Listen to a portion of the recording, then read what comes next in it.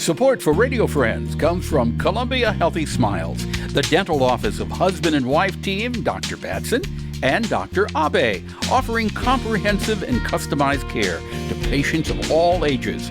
Learn more by calling 573-721-9039 or online at www.columbiahealthysmiles.com.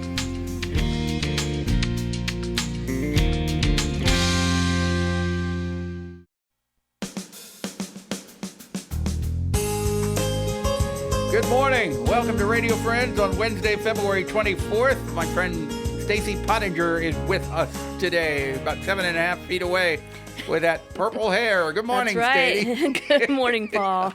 What do we got going today? Well, I want to talk to you today about the Rites of Spring. So as you know, our True False Film Fest was supposed to happen in 10 days. Yeah. Or the weekend of March 6th, so actually a little less than 10 days. So to commemorate that weekend, because we moved the festival to May, we are having something called the Rites of Spring on that Saturday, March 6th.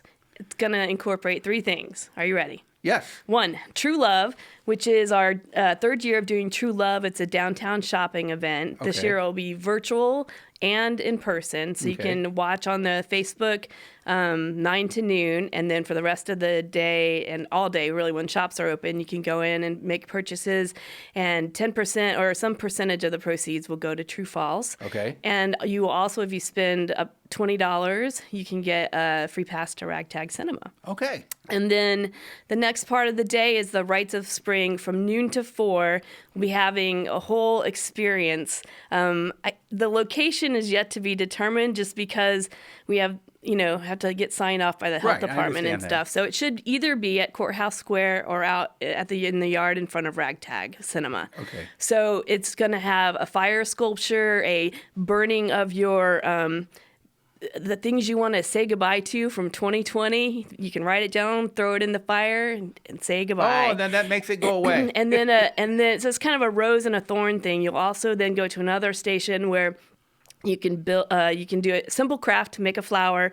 Write your hopes for 2021 on it, and then that will then be incorporated into an art piece during the festival. Nice. And we'll have buskers playing the whole time, and lots of space to spread out and do those pieces. Then the fire sculpture will be at the fest in May. All right. So, and then as a through line from March to May, we will have a very new program called Hindsight, which is 8 virtual films, films you can watch virtually. You can get a pass on truefalse.org. There are 8 films from True False past that you may have missed, you should have seen, and you can't find anywhere else. Okay. We're just about out of time. I know. I got it in there. You got everything in. If people want more information, where do they go to find it? Truefalse.org. Everything you want to know is on that website. Everything you want to know and more. And more. Truefalse.org. Okay. Yep. Stacie Pottinger, thank you so much for coming by. It's always a pleasure, Paul. And we'll see you back here again real soon. Yep, definitely. Okay, with the purple hair. I think it'll be purple. It may be blue next time. Okay. I look forward to that. Yep. All right. Now stay where you are, because through the magic of Zoom, I want to introduce you to Stephen Graves. Good morning, Stephen, and welcome to Radio Friends. Good morning. Thank you for having me. I appreciate it. Yeah, my pleasure. This is Black History Month, and you've got some more information about activities that's going on with Black History Month, right? Yes, as the events coordinator, I'm working with the Department of Black Studies at the University of Missouri and a plethora of other great committees and departments. This month, we're celebrating the Black History Month at the University of Missouri. We've had some great events, family fun events, educational events, really informative events going on all month that we're excited to promote, that we are excited to have the community involved in, as well as the campus. And so we're just really excited to kind of bring it all together here in 2021. You want to mention a few of the events?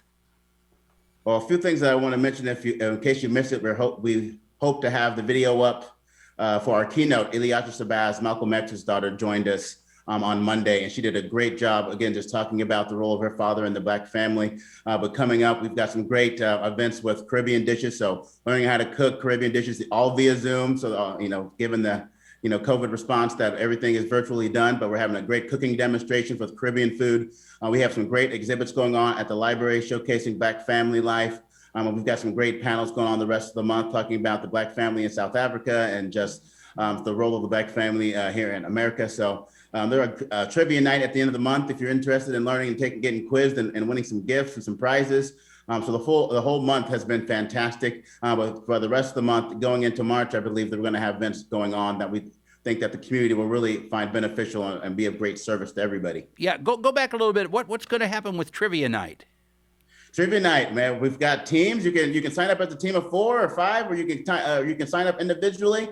But we've got some prizes. We're going to have some virtual games and some little intermissions with some music and things going on to keep everybody involved. But we're going to have everybody team up, and we'll be monitoring the scores and collecting winners and giving out prizes. So there'll be kind of a online virtual quiz, like Jeopardy style game show thing going that we're excited about. That's going to have alumni, students, faculty, staff, members from the community. Everybody is able to sign up and register for that event. So that's always a good one. So Trivia Night is all going to be on Zoom. Is that right? Correct. So how are you going to do that? Are you going to be the MC of Trivia Night? I'll be there, but we're going to be having to monitor the questions, but it's going to be somebody in the chats and monitoring the different screens to see who turns them in first. But there's also going to be a few rounds where the scores are tallied if you just get the right answer. And so they'll just be timed questions. And then we'll calculate who has the right answers at the very end. So okay. It'll be tricky. It won't be as easy as person, but we'll get it done. Okay. Now, is this a fundraiser, or is this just to have fun and information? It's just for fun and information. It's not really a fundraiser at all. We're just here to, grow a relationship with the community, inform the community about the great things going on campus, educational for the members for the staff and faculty and students of Mizzou and the community, just to gain and spread more information and just empower other individuals. So not really a fundraiser, just here to have fun and educate people in the community and the campus community about Black history. We're almost out of time, Stephen, but just personally, yourself, why is Black History Month so important? Just give me your point of view.